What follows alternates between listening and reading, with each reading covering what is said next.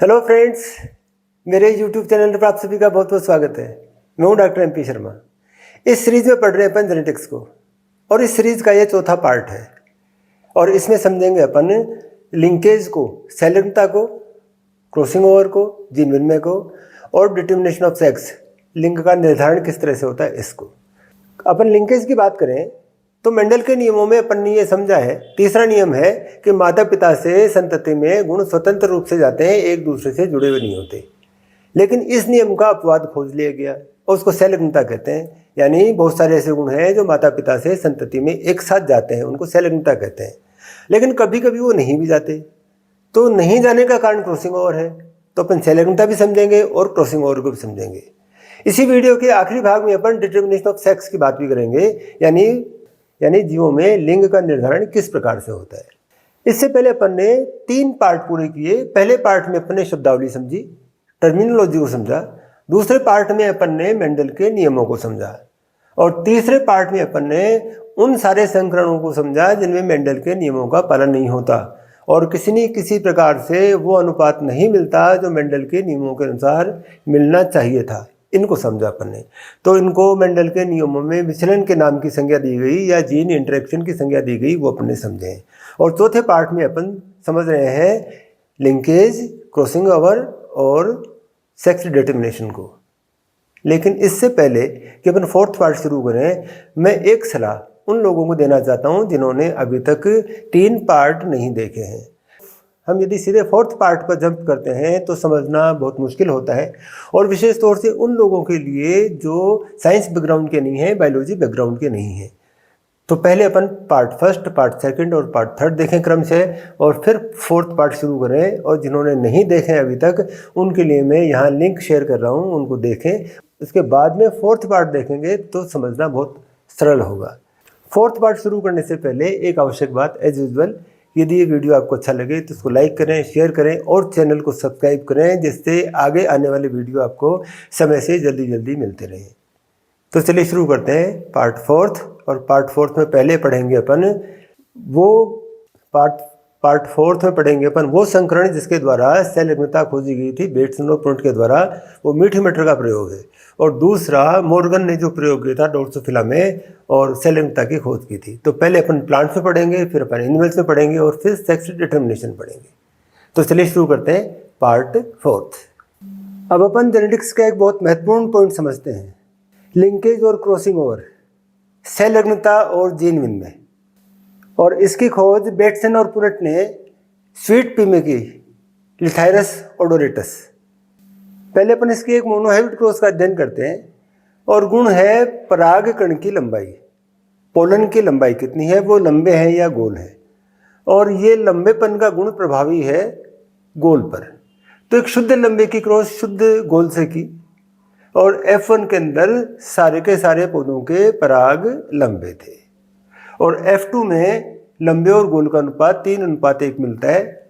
और अपन ने ये सामान्य क्रॉस मोनोहाइब्रिड की जो खूब सारी करवा रखी है उसके आधार पर ये देखें अपन, तो 2 प्रकार के मेल गिमिट, 2 प्रकार के फीमेल गिमिट, और ये शुद्ध, ये अशुद्ध लंबे और ये गोल।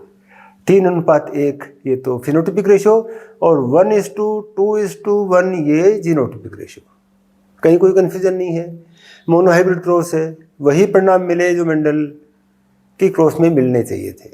अपन इसी तरह से एक दूसरा गुण उसका अध्ययन भी करते हैं इसी पौधे में। ये एक और मोनोहाइब्रिड क्रॉस।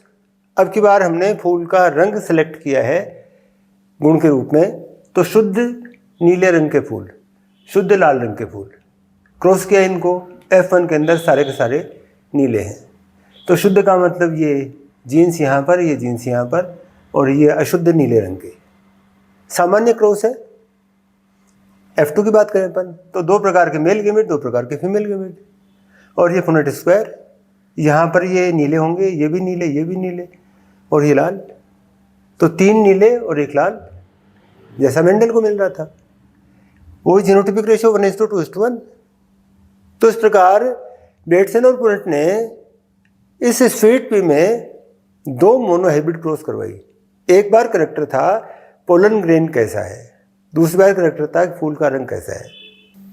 अब की बार बेट्सन और पुनट ने दोनों कैरेक्टर को एक साथ मिलाकर क्रॉस करवाई तो डाइहाइब्रिड क्रॉस हो गई है। शुद्ध लंबे पराग और नीले फूल वाले पौधों को शुद्ध गोल पराग और लाल फूल वाले पौधों से क्रॉस करवाया। ये इनकी जीनोटाइप है, ये गेमिट्स हैं और ये F1 बन गई। F1 के सारे पौधे लंबे पराग और नीले फूल वाले थे। यहाँ तक कोई गड़बड़ नहीं है, सामान्य डाइहाइब्रिड की तरह से है ये। लेकिन जब F2 देखी इसकी तो F2 में कभी भी 9:3:3:1 का रेशो नहीं मिला, ये मिला ही नहीं। इसका मतलब यह क्रॉस स्वतंत्र अपीवन के नियम का पालन नहीं करती है, पालन करती तो ये रेशो मिलता। तो इसके लिए उन्होंने टेस्ट क्रॉस करवाई, डाइहाइब्रिड की टेस्ट क्रॉस।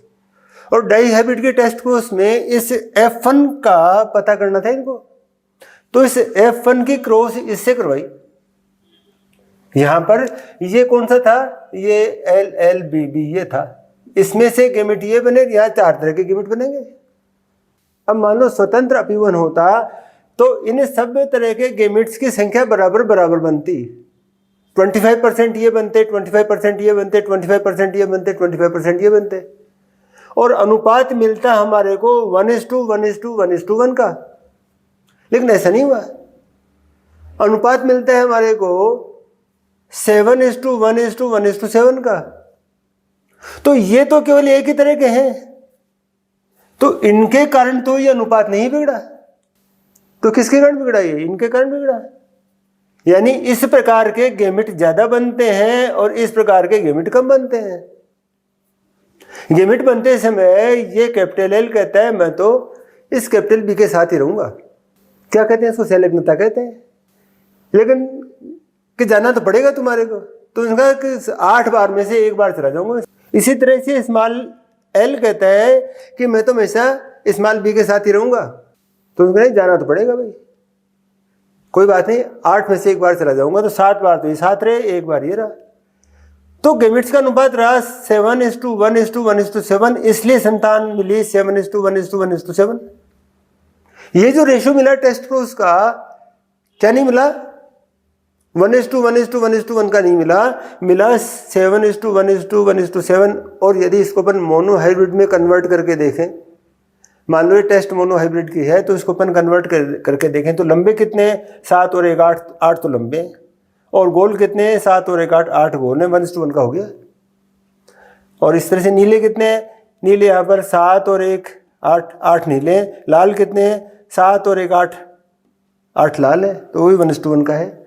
तो मोनोहाइब्रिड क्रॉस को देखते हैं तो परफेक्ट है ये, लेकिन जैसे ही डाइहाइब्रिड की बात करते हैं तो ये गड़बड़ लगता है, अनुपात आता ही नहीं है। इसका मतलब ये दोनों कैरेक्टर एक दूसरे के जुड़े हुए हैं। तो कैसे समझाए इनको, वो जीन, वो गुण जिनके जीन एक क्रोमोसोम पर स्थित हैं, वो माता पिता से संतति में साथ जाने का प्रयास करते हैं, क्योंकि गेमिट बनते समय पूरा का पूरा क्रोमोसोम जाता है किसी गेमिट में। लेकिन ये बात यदि सत्य है तो फिर ये मिलने ही नहीं चाहिए थे, एक एक मिले तो है, इसका मतलब जाता तो है वो, इसका मतलब पूरा क्रोमोसोम जाता है, उसमें भी कहीं ना कहीं कोई गड़बड़ तो है। वो गड़बड़ क्या है, मियोसिस के फर्स्ट प्रोफेज की पैकेटिन अवस्था में, यानी फर्स्ट मियोसिस में पैकेटिन अवस्था में समजात गुणसूत्रों के बीच में क्रॉसिंग ओवर होता है, जीन का आदान प्रदान होता है। तो कितनी बार आदान प्रदान हुआ, 8 में से 1 बार आदान प्रदान हुआ। 8 बार तो जैसे ये एक जीन है, ये दूसरा जीन है, ये एक जीन है, दूसरा जीन है, 7 बार तो दोनों साथ साथ चले गए। 8 बार क्रॉसिंग ओवर हुआ, और इसके साथ ये चला गया, इसके साथ ये चला गया, ऐसे क्रॉसिंग ओवर हुआ। तो एक गुणसूत्र पर स्थित जीन भी माता पिता से संतति में अलग अलग जाते हैं। किसके कारण, क्रॉसिंग ओवर के कारण जाते हैं, जीन विनिमय के कारण जाते हैं। वापस दोहराता हूं, एक गुणसूत्र पर स्थित जीन माता पिता से संतति में साथ जाने का प्रयास करते हैं, इसको सहलग्नता या लिंकेज कहते हैं। लेकिन क्रॉसिंग ओवर के कारण सहलग्नता 100% नहीं होती। 2 जीन जितने अधिक पास पास होते हैं उनके बीच में सहलग्नता उतनी अधिक होती है, और एक क्रोमोसोम पर भी जितने अधिक दूर होते हैं उनके बीच में क्रॉसिंग ओवर की संभावना उतनी ही अधिक होती जाती है। तो यहां पर क्रॉसिंग ओवर कितना हुआ, 8 में से 1 बार हुआ क्रॉसिंग ओवर, 8 में से 1 बार क्रॉसिंग ओवर हुआ। सेल लग्नता 100% होती तो केवल ये और ये मिलते ही नहीं। मान लो इनका एक क्रोमोसोम पर स्थित है और ये सब बराबर बराबर मिलते, इसका मतलब एक क्रोमोसोम पर स्थित होने के बाद में भी जीन इतने दूर दूर है कि उनके साथ जाने की और अलग होने की संभावना बराबर बराबर है। तो क्या कहेंगे उनको अपन कि जितना लिंकेज है उतना ही क्रॉसिंग ओवर की संभावना है। तो एक गुणसूत्र पर स्थित जीन भी क्रॉसिंग ओवर के कारण स्वतंत्र प्रजनन के नियम का पालन करते हुए प्रतीत होते हैं। यदि वो पर्याप्त दूरी पर है तो उनके बीच में जितनी सहलग्नता होगी उतना ही उनके बीच में जीन विनिमय होगा। ये सहलग्नता और जीन विनिमय किसने खोज की? बेट्सन और प्रुनेट ने खोज की। किसमें की? स्वीट पी में की। ये कैरेक्टर्स थे जिनके आधार पर खोज की। लेकिन एनसीईआरटी में इसको समझाने के लिए ड्रोसोफिला का एग्जाम्पल लिया हुआ है। तो ये तो मैंने आपका बेस बनाया है कि सहलग्नता होती क्या है। अब ड्रोसोफिला को समझेंगे क्योंकि एनसीईआरटी में जो उदाहरण है उस पर प्रश्न आने की संभावना ज़्यादा है। ये तो एक्स्ट्रा समझा है। लिंकेज और क्रॉसिंग ओवर क्या है ये समझ लिया अपन ने। अब अपन समझते हैं ड्रोसोफिला के एग्जाम्पल को। ड्रोसोफिला में किस तरह से लिंकेज और क्रॉसिंग ओवर प्रदर्शित होता है। अब अपन ड्रोसोफिला में लिंकेज की बात करते हैं और ये सारी बातें मॉर्गन ने की थी। अपन जानते हैं मेल ड्रोसोफिला और फीमेल ड्रोसोफिला दोनों देखकर अलग से पहचाने जा सकते हैं। डाइमॉर्फिज्म कहलाता है वो, आकार दोनों का अलग अलग होता है। अपन ये भी जानते हैं कि नर ड्रोसोफिला में गुणसूत्रों का प्रकार XY होता है और मादा के अंदर XX होता है। मादा में दोनों गुणसूत्र XX प्रकार के और नर के अंदर एक X और एक Y। अब अपन एक बात और समझ लेते हैं कि X और Y एक दूसरे के समजात नहीं है।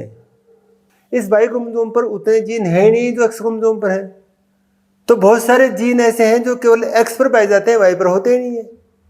और क्योंकि नर में केवल एक X क्रोमोसोम है इसलिए यहाँ उपस्थित जीन अपने आप को प्रकट कर देते हैं। उनको कोई दबाने वाला डोमिनेंट यहाँ Y क्रोमोसोम पर होता ही नहीं है। तो 3 प्रकार के जीन को सिलेक्ट किया गया। 3 पेयर हैं जीन के। एक पेयर है जीन का जो आई कलर को कंट्रोल करता है, दूसरा है जो शरीर के रंग को कंट्रोल करता है और तीसरा है जो पंखों की साइज को कंट्रोल करता है। हम एक बार में 2 जोड़ी जीन को देखेंगे।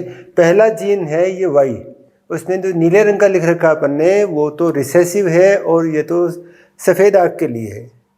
और ये जो लाल रंग का है जिस पर प्लस का निशान रखा है ये लाल रंग की आंखें हैं और इस प्लस का मतलब ये वाइल्ड टाइप है, ओरिजिनल है। ये म्यूटेंट है और ये वाइल्ड है। ये प्रभावी है, वाइल्ड प्रभावी है और म्यूटेंट अप्रभावी है। तो ये दोनों साथ होंगी तो आई कैसे होगी? रेड आई होगी। इसी तरह से दूसरा जीन ये नीले रंग का लिख रखा है W, जिसके ऊपर निशान नहीं है, ये तो पीला रंग है शरीर का। और जो लाल रंग का W लिख रखा है ये ब्राउन कलर का है इसका शरीर, और ये प्रभावी है और ये अप्रभावी है। इसी तरह से M और ये लाल रंग का M, नीले रंग का M का मतलब पंख वेस्टिजियल है, उड़ने की क्षमता नहीं होती, और लाल रंग के M+ का मतलब नॉर्मल पंख है, उड़ने की क्षमता होती है, तो ये भी वाइल्ड है। जो रेड कलर में है वो सारे के सारे वाइल्ड जीन है, ये तो प्रभावी हैं, और जो नीले रंग में है वो सारे के सारे म्यूटेंट जीन है, वो अप्रभावी है। तो एक बार इसको फिर से देख लें, वीडियो को रोक कर एक बार फिर से देख लें, क्योंकि इसको समझे बिना आगे समझना संभव नहीं होगा, और किताब से विद्यार्थी नहीं समझ पाते हैं ऐसा मेरे को अनुभव है। तो इसको बहुत जोर लगा के समझाना पड़ता है, और वही काम मैं यहाँ कर रहा हूँ। तो नीले रंग के अप्रभावी हैं और म्यूटेंट हैं, लाल रंग के प्रभावी हैं और वाइल्ड टाइप है। अब अपन एक प्रोसेस ऐसी करें जिसमें दोनों X क्रोमोसोम ये म्यूटेंट हैं, यहाँ पर जो जीन है वो दोनों म्यूटेंट हैं, यानी ये समझाता है किसके लिए? इस जीन के लिए, इस जीन के लिए समझाता है। जबकि नर जो काम में लिया वो वाइल्ड टाइप था, और वाइल्ड टाइप में केवल इस एक X क्रोमोसोम पर जीन होंगे, वाई पर तो जीन होंगे ही नहीं, ये क्रॉस के अपन है। तो यहाँ पर एक प्रकार के गैमेट बनेंगे, यहाँ गैमेट 2 प्रकार के बनेंगे। यहाँ तो केवल एक X क्रोमोसोम आएगा क्योंकि दोनों X क्रोमोसोम ही है, और यहाँ पर आधे स्पर्म में तो X क्रोमोसोम आएगा, आधे स्पर्म में Y क्रोमोसोम आएगा। तो ये जो संतान बनेगी, XX की संतान बनेगी, ये तो फीमेल बनेगी, और ये जो एक्स वाई की संतान बनेगी ये मेल बनेगी। यहाँ पर ये कैरेक्टर दिख जाएंगे, यानी यहाँ पर कैसा था ये वाइट आई और येलो बॉडी था, ये वाइट आई और येलो बॉडी का फीमेल था, और यहाँ पर जो संतान बनेगी वाइट आई और येलो बॉडी का मेल होगा ये। और फीमेल कैसा होगा, फीमेल होगा ये वाइल्ड टाइप, दोनों कैरेक्टर वाइल्ड टाइप, यानी लाल रंग की आँख और भूरे रंग की इसकी बॉडी। ये यहाँ तक की बात समझ ली अपन ने। इसको ध्यान देना है अपने को, वहाँ टेस्ट क्लोज करने की आवश्यकता नहीं है, इसको ध्यान देना है। अब ये तो F1 है, अब F2 की बात करें तो यहाँ पर यहाँ से दो प्रकार के तो अंडे बनेंगे और दो ही प्रकार के स्पर्म बनेंगे, दो प्रकार के अंडे और दो प्रकार के स्पर्म। अब यदि ये क्रोमोसोम एज सज जाते हैं, ये अलग चला जाता है, ये अलग चला जाता है, बीच में क्रॉसिंग ओवर नहीं होता, तो हमेशा इस Y के साथ में ये W हमेशा रहेगा और इस Y प्लस के साथ में W प्लस हमेशा रहेगा, यदि ये क्रॉसिंग ओवर नहीं होता है तो।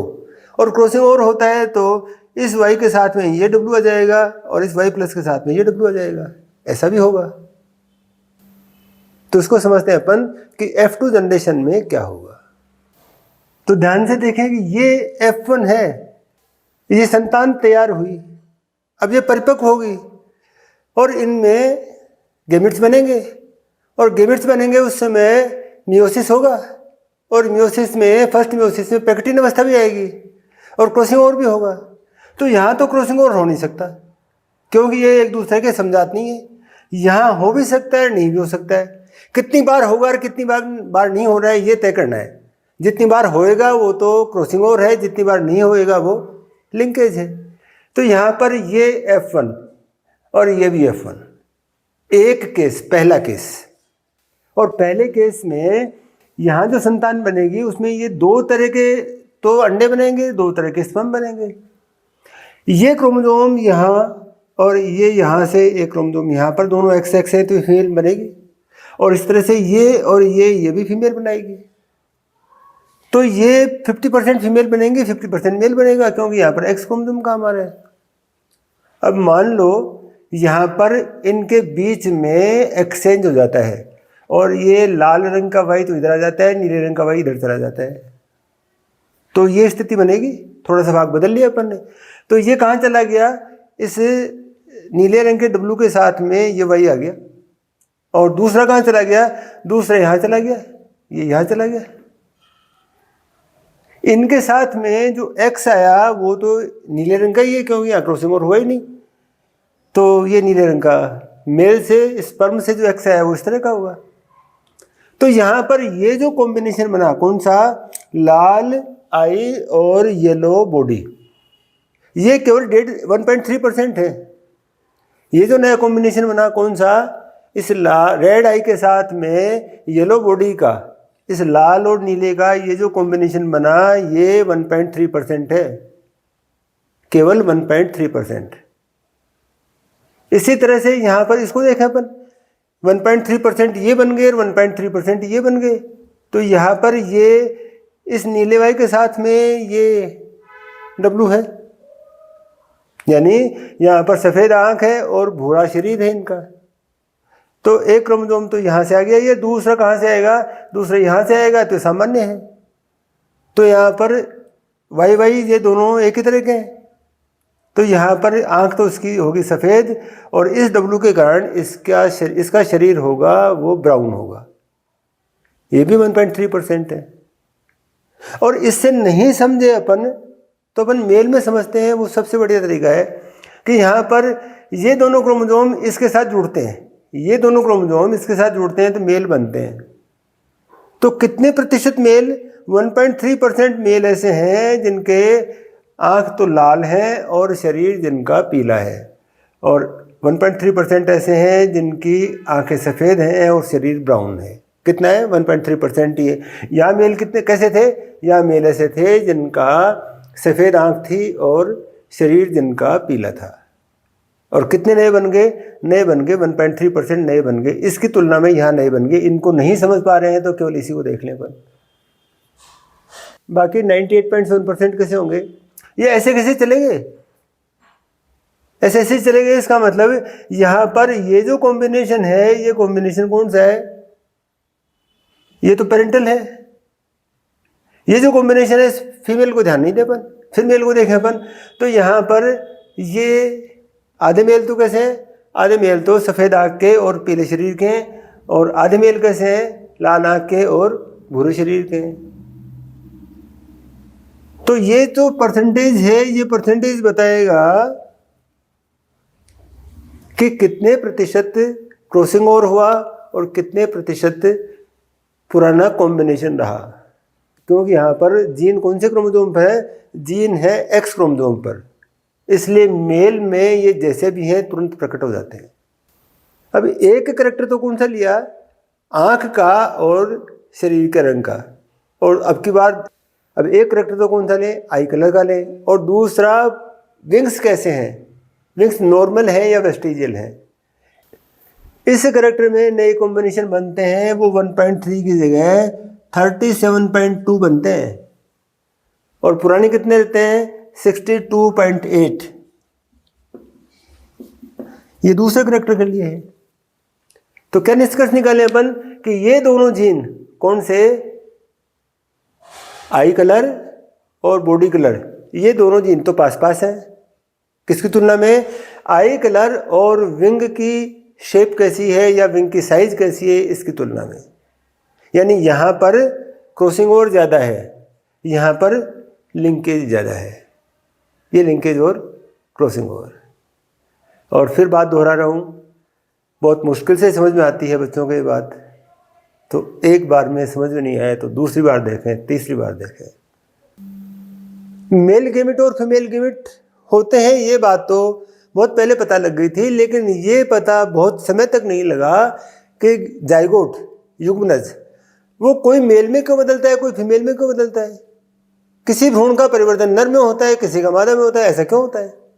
इस बात का पता बहुत समय तक नहीं चला।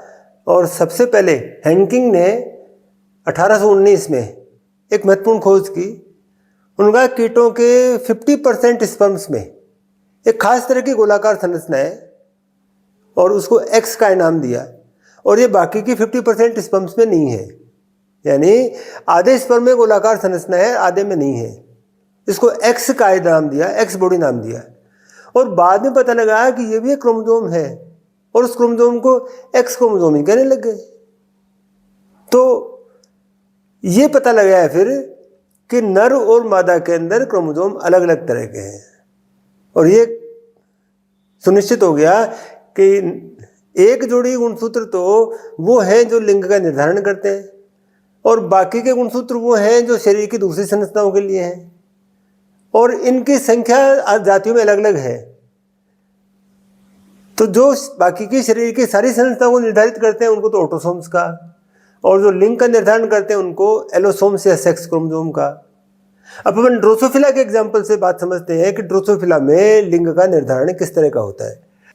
तो ड्रोसोफिला में नर में 2 सेट तो हैं ऑटोसोम्स के, ए, और एक जोड़ी है एक्स और वाई क्रोमोसोम की, जबकि मादा के अंदर 2 सेट तो हैं ऑटोसोम्स के, ए, और एक जोड़ी है एक्स और एक्स क्रोमोसोम की। अब जब गेमेटोजेनेसिस होता है, युग्मक जनन होता है, उस समय अर्धसूत्री विभाजन होता है, तो क्रोमोसोम ये अलग अलग होते हैं। तो पहले बात करते हैं अपन मेल की। मेल के अंदर इस जोड़ी में से एक यहाँ आ गया और एक यहाँ चला गया, और इस जोड़ी में से भी एक यहाँ आ गया और एक यहाँ चला गया। तो 2 प्रकार के स्पर्म बने। ये आधे स्पर्म तो ऐसे हैं जिनके अंदर A+X है, आधे स्पर्म ऐसे हैं जिनके अंदर A+Y है। यहाँ पर Y इंपॉर्टेंट है क्योंकि सेक्स का डिटर्मिनेशन यही करता है, इसलिए इसको अपन ने अलग रंग में बना दिया। 2 प्रकार के स्पर्म।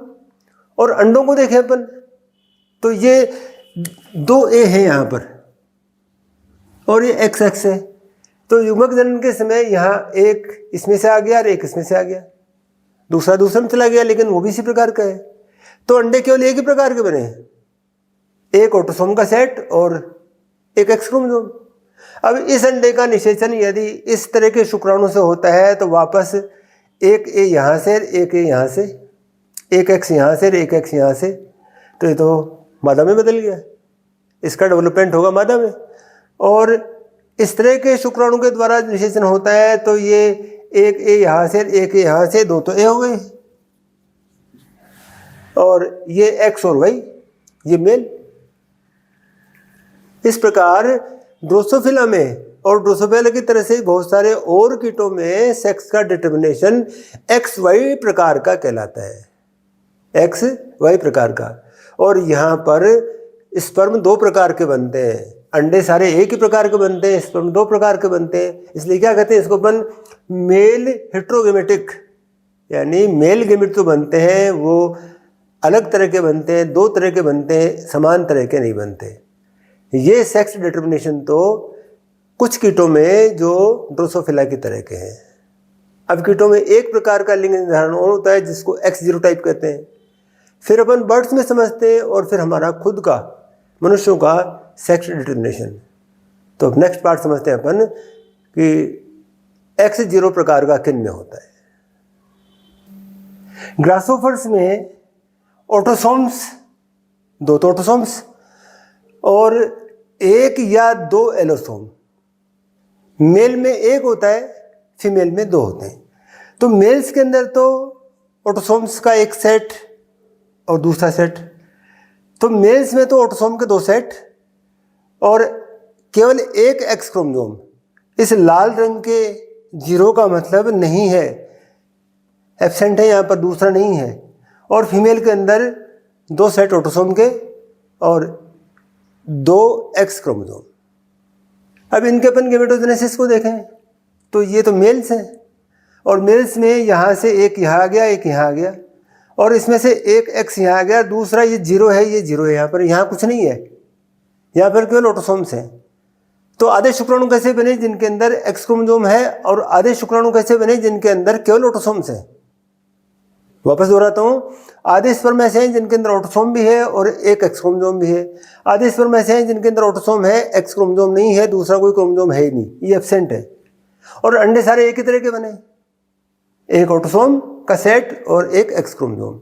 अब इन अंडों का निषेचन यदि इनसे होता है तो दो तो ऑटोसोम के सेट हो गए और ये एक्स दो हो गए, ये तो बनेंगे फीमेल। और इससे निषेचन हुआ, इस स्पर्म से निषेचन हुआ तो यहाँ पर दो तो ऑटोसोम के सेट हो गए, एक एक्स आ गया और एक जीरो आ गया, ये मेल में बदल जाएगा। तो इस प्रकार का लिंग निर्धारण कहलाता है एक्स जीरो टाइप। और यहाँ भी स्पर्म दो तरह के बन रहे हैं, इसलिए क्या कहेंगे, यहाँ भी मेल्स हैं वो हेट्रोगेमेटिक हैं, यानी इंसेक्ट्स में मेल हेट्रोगेमेटिक होते हैं, इंसेक्ट्स में मेल हेट्रोगेमेटिक होते हैं।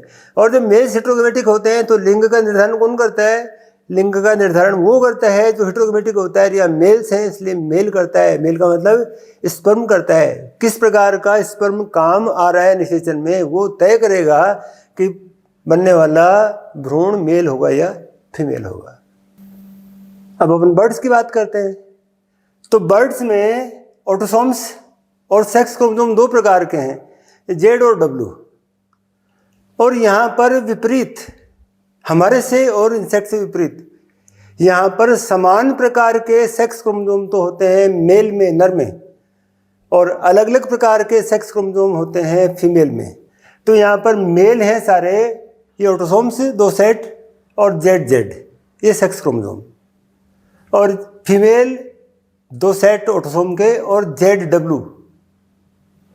क्योंकि यहाँ पर सेक्स क्रोमोसोम मादा में अलग है इसलिए अंडे दो तरह के बनेंगे, स्पर्म एक तरह का बनेगा। यहाँ से एक आया, यहाँ से एक जेड आ गया, ये तो सारे के सारे स्पर्म हैं। और अंडे दो तरह के बने, ए यहाँ आ गया, जेड यहाँ आ गया, डब्ल्यू यहाँ आ गया, तो अंडे दो तरह के बने। अब जेड वाले अंडों का निषेचन हुआ तो मेल बनते हैं, और डब्ल्यू वाले अंडों का निषेचन हुआ तो फीमेल बनते हैं। तो इनको क्या कहते हैं अपन, इनको फीमेल हेट्रोगेमेटिक कहते हैं। अंडे दो प्रकार के हैं, तो यहाँ पर अंडा तय करता है कि भ्रूण कैसा बनेगा, स्पर्म तो सारे एक ही तरह के हैं। तो प्रश्न क्या हो सकता है कि किन जीवों में, किन प्राणियों में सेक्स डिटर्मिनेशन अंडे द्वारा होता है शुक्राणु द्वारा नहीं होता तो वो बर्ड्स है, जैसे मुर्गी के अंदर, ये बर्ड्स के अंदर सेक्स डिटर्मिनेशन किसके द्वारा होता है? अंडे के द्वारा होता है, स्पर्म के द्वारा नहीं होता। जबकि इंसेक्ट्स में शुक्राणु के द्वारा होता है, अंडाणु के द्वारा नहीं होता। हम अपनी बात करते हैं तो हमारे में ठीक वैसा ही है जैसा ड्रोसोफिला में, इंसेक्ट्स में भी जैसा ड्रोसोफिला में। Sex differentiation in human beings, तो मेल के अंदर 2 सेट ऑटोसोम के और XY सेक्स क्रोमोसोम, और फीमेल के अंदर 2 सेट ऑटोसोम के और XX सेक्स क्रोमोसोम। यहाँ पर स्पर्म 2 तरह के बनेंगे, A+X, A+Y। यहाँ पर अंडे सारे एक ही तरह के बनेंगे, A+X। निषेचन में ये स्पर्म भाग लेते हैं तो फीमेल बनते हैं, निषेचन में ये स्पर्म भाग लेते हैं तो मेल बनते हैं। ऑटोसोम +XY ये तो मेल बन गया, ऑटोसोम +XX ये फीमेल बन गया। तो हमारे में सेक्स का डिटर्मिनेशन किसके द्वारा होता है? स्पर्म के द्वारा होता है, जो 2 प्रकार के हैं। इसलिए मनुष्यों में मेल हेटेरोगैमेटिक अवस्था होती है। मेल हेटेरोगैमेटिक, मेल गैमेट 2 तरह के हैं, और सेक्स का डिटर्मिनेशन स्पर्म के द्वारा होता है, मेल के द्वारा होता है, फीमेल के द्वारा नहीं होता, क्योंकि उसके द्वारा बनाए गए अंडे तो सारे एक ही प्रकार के। बर्ड्स के अंदर सेक्स का डिटर्मिनेशन फीमेल के द्वारा, इंसेक्ट्स में और ह्यूमन बींग्स में सेक्स का डिटर्मिनेशन मेल के द्वारा, स्पर्म के द्वारा। इस प्रकार ये सेक्स डिटर्मिनेशन। और इस प्रकार अपन ने जेनेटिक्स के लगभग सारे पॉइंट्स को बहुत तसल्ली से कवर कर लिया है। इस चौथे और अंतिम पार्ट में अपन ने लिंकेज, क्रॉसिंग ओवर और साथ में सेक्स डिटर्मिनेशन को ठीक से समझा है।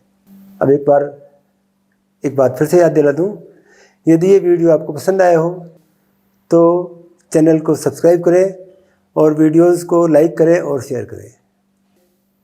तो चलिए मिलते हैं नए वीडियो में नए टॉपिक के साथ में, तब तक के लिए बाय।